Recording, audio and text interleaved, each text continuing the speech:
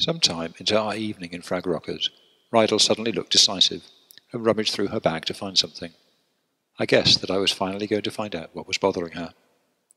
"Have you seen this before, Mitnash?" She was holding out a folded piece of weatherized paper. At the top, in a large, rather archaic font, was the heading, Robin's Rebels. And below that, only slightly smaller, "Don't let them get away with it. Take back what's yours today." Below the fold, there were a few paragraphs of dense writing. I took it from her to read it. "No, I haven't. Where did you get it?"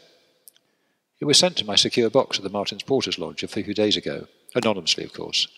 The porters said they'd seen a few like it, but people mostly just threw them away." I skimmed through the text. I had seen similar things before. Basically, it demanded that any organisation dealing with finance be disbanded, beginning with those at the more speculative end of the spectrum. Wealth was to be redistributed among the people, and a new era of honest work would begin. There were a lot of words like parasite and exploitation. I folded it again and put it on the table.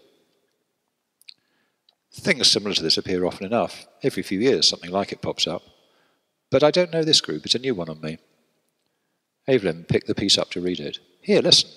We are the voice of the downtrodden poor. Financial oppression is slavery. Deals and investments are today's whips and chains. But we speak for freedom and justice, and we have the technical talent to fight back. We will strike again and again at these parasites until the entire system is destroyed, root and branch. We will force out those who grow rich from others by means of clever financial tricks, and make them work at honest labour. You do not know us yet, but you will know us soon." Then there's quite a bit more, all much the same. Finn was reading over her shoulder.